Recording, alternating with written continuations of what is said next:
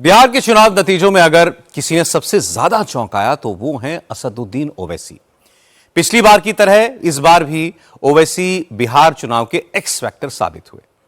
असदुद्दीन ओवैसी ने सीमांचल के मुसलमान वोटर्स को यह समझाने में कामयाबी हासिल की कि आरजेडी और कांग्रेस के लोग उनका वोट तो लेंगे, लेकिन सत्ता मिलने के बाद मुसलमानों को सिर्फ दरी बिछाने का काम मिलेगा, सत्ता में हिस्सेदारी नहीं मिलेगी। और ओवैसी का यह दांव चला।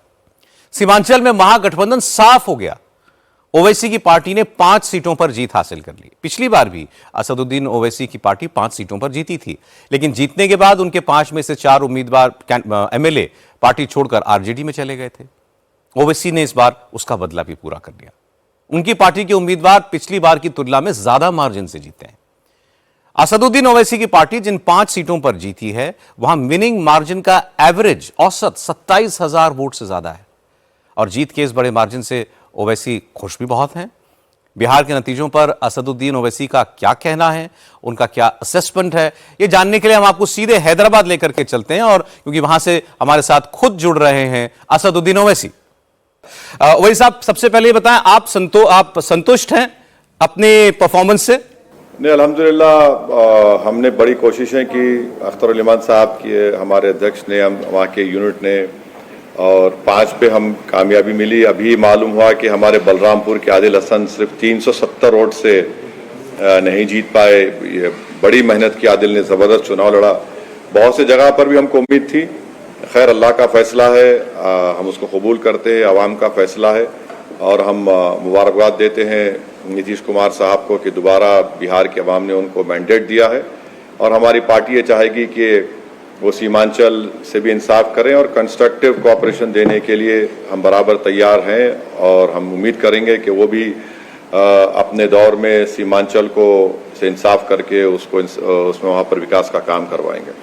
वही साहब, इस चुनाव में बिल्डअप के दौरान ये कहा जा रहा था कि इस बार मुस्लिम वोटर के पास बिहार के कई विकल्प हैं, वो अब केवल आरजेडी कांग्रेस की तरफ देखने का मोहताज नहीं है। प्रशांत किशोर भी इस बीच में आ गए थे, आप भी थे, लेकिन आरजेडी कांग्रेस का कैंपेन पूरा ये था, उन्होंने तो समाजवादी पार्टी के नेताओं तक को बुलाया और कहा कि ओवैसी साहब वहीं चुनाव लड़ते हैं जहां 50-70% मुसलमान हों, वोट खराब ना करें अपना। इसके बावजूद आप पर भरोसा किया है सीमांचल ने? मैं शुक्रगुजार हूं कि सीमांचल के अवाम ने, ख़ास तौर से वहाँ पर हमारे इज़्ज़तदार माँ और बहनों का, नौजवानों का, बुज़ुर्गों का, हमारे पार्टी के मेंबर्स का, और ख़ास तौर से कोचा दामन में हमारे इजहार असफ़ी साहब का, और जितने लोग हैं उन तमाम की मेहनतों की जुस्तजू की वजह से, उनकी दुआओं से, उनके आशीर्वाद से अल्लाह ने करम कर दिया। और हमारी लड़ाई जारी रहेगी। अब रहा सवाल, इल्ज़ाम लगाने वाले लगाते रहेंगे, मगर वो ये नहीं देख पा रहे हैं कि हमको कामयाबी किस वजह से मिली और उन्होंने क्यों उनको कामयाबी नहीं मिली।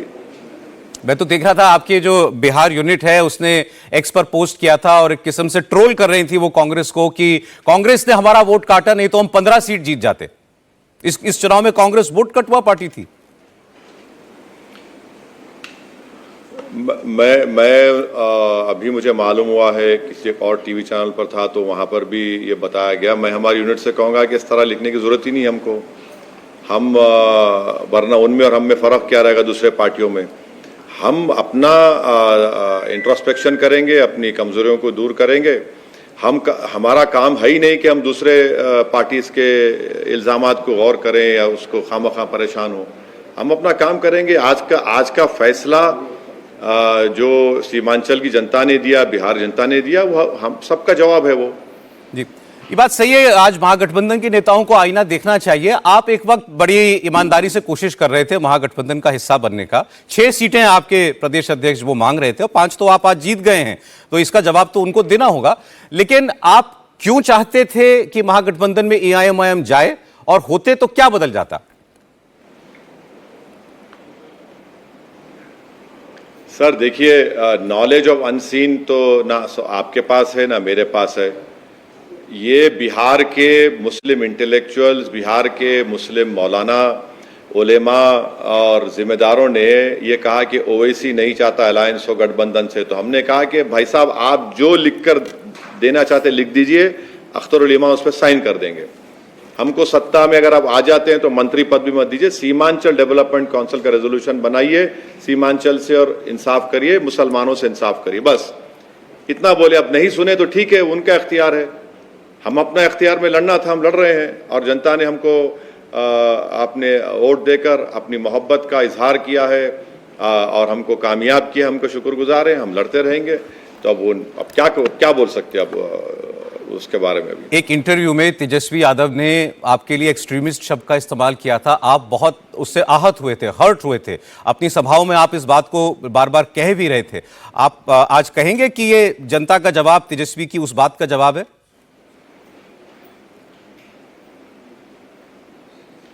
नहीं, पूरा जवाब बिहार की जनता ने दिया है ना। अगर आप राजद को आज इतना बुरा हाल उनका हो गया है तो फिर ये तो उनको तो कई उसमें रीजंस हैं। पॉलिटिकल उनका कम्युनिकेशन लैक ऑफ स्किल था, उनका कोई नैरेटिव नहीं था। वो ये समझ रहे थे कि हम एंटाइटलमेंट की पॉलिटिक्स कर लेंगे। तो ये तो चारों खानों-चित हो गए। अब उनको सोचना चाहिए कि क्या करना है, क्या नहीं करना है। और जो लोग उनके एडवाइजर्स हैं वो उर्दू का शेर है ना कि तुम जिसके दोस्त हुए दुश्मन आसमां क्यों बने। जी, लेकिन आप तो जमीन पर रहे, ग्राउंड पर काम कर रहे थे महीनों। आप देख पा रहे थे इस किस्म की नीतीश कुमार या नरेंद्र मोदी की पार्टी के लिए ऐसी भावना है जनता के मन में, जीतेगी एनडीए और ऐसे जीतेगी?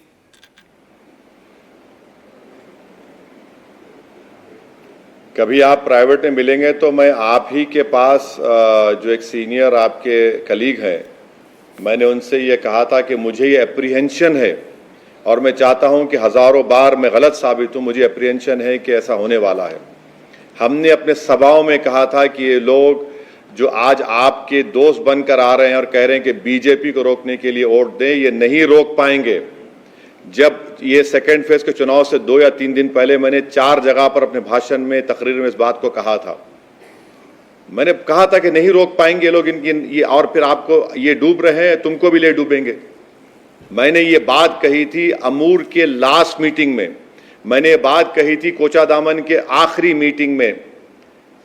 मैंने ये जुमला कहा था कि देखो इनका साथ मत दो, ये आपको दिल फरेब ख्वाब हमेशा दिखाते हैं और आपके ख्वाबों को चुकनाचूर करते हैं। ये डूब रहे हैं, हमको भी ले डूबेंगे। अपनी लीडरशिप को बनाओ, आप वोट लेने वाले बनो, कब तक वोट डालने वाले बनेंगे। तो अब अफसोस के साथ मुझे कहना पड़ता है कि वो सब सच साबित हुआ है। फिर से वो लोग एनडीए को सत्ता दे दिए। नहीं, आपने बिल्कुल ये कहा था, आपने कहा था आरजेडी बीजेपी को नहीं रोक पाएगी और इनको ये अपने एमवाई मुस्लिम यादव कॉम्बिनेशन पर जो है गलतफहमी हो गई है। बिल्कुल सही है। अब हम तो ये आज भी अपील कर रहे हैं बिहार के जिम्मेदारों से, जो इन्होंने हमसे कहा था लेटर लिखो। अब वो क्या बोलेंगे? कौन रोकना चाह रहा था बीजेपी को? अब हम उम्मीद करेंगे कि उत्तर प्रदेश के अल्पसंख्यक समाज के मुसलमान भी फिर से दिल फरेब झूठ का शिकार नहीं होंगे। कब तक एमवाई के नाम पर आप खाली वोट डालने वाले बनेंगे? अखिलेश यादव आज कह रहे हैं कि एसआईआर, अरे क्या बोल रहे हैं आप? आप इतने बड़े प्रदेश के मुख्यमंत्री रहे, किस तरह की बात कर रहे हैं आप? तो 2014 का पार्लियामेंट हार गए, 17 का विधानसभा हार गए, 19 का पार्लियामेंट इलेक्शन हार गए, 22 का विधानसभा हार गए, 24 में आप ज्यादा अच्छा नहीं कर सके, फिर आप अभी से शुरू कर दिए कैंपेन। अरे आप क्या कर रहे हैं भाई? कब तक आप हम क्या बंधुआ मजदूर हैं मुसलमान आपके, कि हम अपने बच्चों को मरता हुआ देखें, 16 साल की उम्र में उनका पलायन देखें, घर टूटता हुआ देखें, और फिर हमारे ख्वाबों को चुकनाचूर करके, हमारे तमाम चीजों को, डेवलपमेंट को रोककर आपको अपने कंधों पर बिठाकर हम कामयाब करेंगे क्या? ये तो मुस्लिम समाज को भी अब इंट्रोस्पेक्ट करना है। ये लोग नहीं रोक पाएंगे बीजेपी को। इनके पास ना नैरेटिव है, ना इनके पास कोई प्रोग्राम है। आज सौरभ साहब आप देखेंगे कल सुबह से भारत की लैला पर ये लोग पत्थर फेंकना शुरू कर देंगे जो आज सामने बैठा हुआ है आपके। हमको कोई फिक्र नहीं है, कोई फिक्र नहीं है। बहाओ फूल बरसाओ, हम तो कहेंगे कि तुम्हारा महबूब आ रहा है अब। यूपी को भी। देखिए, मैं आपको बताऊं, जो कांग्रेस आरजेडी के नेता हैं, इनसे आप पूछिए कि क्यों आप ओवैसी साहब के साथ उनको साथ नहीं लेते। पूछा गया उनसे सवाल, वो टीवी पे ना बोले, वो ये कहते हैं कि भाई हम क्यों एक और मुस्लिम नेता या मुस्लिम वोट का क्लेमेंट हम तैयार करें बिहार के अंदर, जो वोट हमको मिलता है तो हम उसको क्यों शेयर करें किसी और के साथ। और उनकी बात कुछ हद तक यूं भी सही है कि आप आज भी वोट शेयर उठा के देख लीजिए, तो 37% पर पिछली बार थे, आज भी 35-36% पर हैं।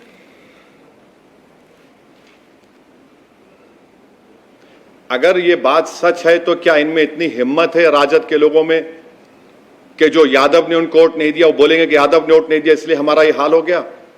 वो बोल पाएंगे कि ईबीसी समाज के या मल्ला समाज के लोगों ने हमको वोट नहीं दिया तो हमारा ये हाल हो गया? वो बोल पाएंगे दलित समाज से कि उन्होंने वोट नहीं दिया इसलिए हमारा हार गए? इनमें इतनी हिम्मत नहीं है। वो ये समझते हैं कि मुसलमान को दबाना चाहिए और उसको बोलो तो उसको डराएंगे। हम ये कह रहे हैं कि हम नहीं डर कर वोट डालेंगे, हम उम्मीद पर वोट डालने के लिए हम कह रहे हैं। एमआईएम तो वही कह रही है। आप कभी सुने सौरभ साहब के इस समाज ने हमको वोट नहीं दिया इसलिए हमको आज हमारा यह हाल हो गया? आप पूछिए राजद के नेताओं से कि कौन कौन से समाज ने तुमको वोट नहीं दिया जिसकी बिना पर तुम्हारा यह हाल हो गया? नहीं बोल पाएंगे, नहीं बोल पाएंगे, समाज का नाम नहीं लेंगे। वहां पर इनका कम्युनलिज्म आपको नजर आता है, वहां पर उनका अपॉर्चुनिज्म नजर आता है, वहां पर उनकी हिपोक्रेसी नजर आती है। आपको इसको उर्दू में मुनाफिकत बोलते। ओवैसी आ गया, अरे भाई ओवैसी आ रहा है तो तुम जो कर रहे मैं भी तो वही कर रहा हूं ना। 14% यादव को आपने 36% टिकट दिया, कितने जीते बताइए आप? जब नहीं जीते तो बता देता हूं आपको, बोलेंगे कि तुमने महागठबंधन ने 31 टिकट दिए, मैं तो 4 नहीं जीते, कह रहा हूं, 4 जीते। मैं तो आपके प्रोग्राम में कह रहा हूं कि एमआईएम पार्टी की तरफ से जो एक्स पर डाला गया वो नहीं डालना चाहिए था। मैं तो उसको बोलकर डिलीट भी करवाऊंगा जी। मगर ये लोग समझते नहीं है ना। ये समझते हैं कि मुसलमान को हम कैप्टिव है, हम उसके हुक्मरान है। रे तुम हुक्मरान नहीं है, ना तुम्हारे बाप थे ना अब तुम हो गए हुक्मरान। हम हुक्मरान के बराबर बैठेंगे। आप हम हिस्सा चाह रहे हैं, बराबरी चाह रहे हैं। कब तक हमें कव्वाली की पार्टी है? सौरभ साहब, हमारा हाल क्या है मालूम मुसलमानों का भारत की पॉलिटिक्स में? जब चाय पीते हैं ना तो एक प्लास्टिक के कप में चाय डाल कर देते, चाय पी लेते और प्लास्टिक के कप को फेंक देते आप। ये हाल हमारा हो चुका है। अगर ये झूठ है तो बिठाइए कभी बिहार के जो ह्यूमन डेवलपमेंट इंडिकेटर्स है मुसलमानों के, बताएंगे हम उनको। 50% गरीबी की रेखा के दर से नीचे है, स्टेट गवर्नमेंट का डेटा है। सबसे ज्यादा मृत्यु दर, इन्फेंट मोर्टेलिटी मुसलमानों में है, वेस्टेड बच्चे मुसलमानों में है, सबसे ज्यादा पलायन होता है 16 साल की उम्र में मुसलमानों का होता है। कौन कौन सी तबाही की दास्तान एम्पिरिकल एविडेंस के साथ मैं तुम्हारे मुंह पर फेंकूंगा? ये लोग जवाब ही नहीं दे पाएंगे। मगर नहीं, एक ही समाज। अरे क्या भारत के इलेक्शन में से मुसलमान वोट देता है, दूसरे समाज वोट नहीं देता है? आप में हिम्मत है उनको बोलने की? नहीं बोल सकते उनको आप। ओवैसी साहब, अब ये तो काम महागठबंधन के, कांग्रेस के, आरजेडी के और बाकी उनके तमाम साथियों का है कि वो इंट्रोस्पेक्शन करें और ये भी देखें कि मुस्लिम समाज में क्या इस बार उनके लिए कोई उदासीनता थी या कोई नाराजगी थी। लेकिन एक बार फिर आपकी पार्टी के प्रदर्शन के लिए आपको बधाई। सीमांचल में एआईएमआईएम की कामयाबी का पूरा श्रेय असदुद्दीन ओवैसी को जाता है। ओवैसी की पार्टी के 5 उम्मीदवार जीते हैं, 5 मुसलमान हैं। लेकिन महागठबंधन ने जिन मुस्लिम उम्मीदवारों को उतारा था उनमें से ज्यादातर को निराशा हाथ लगी है। महागठबंधन ने 31 मुसलमानों को टिकट दिया था और जीते सिर्फ 4। ये स्ट्राइक रेट 12% का है। ये इस बात का क्लियर इंडिकेशन है कि महागठबंधन से मुसलमानों का मोह भंग हो रहा है। और बड़ी बात यह कि एनडीए ने 5 मुस्लिम कैंडिडेट उतारे, 1 जीता। यह इस बात का संकेत है कि बीजेपी से मुसलमानों को डराने का फॉर्मूला भी अब नाकाम होता जा रहा है। विकास के मुद्दे पर मुसलमान समाज भी एनडीए को समर्थन दे सकता है।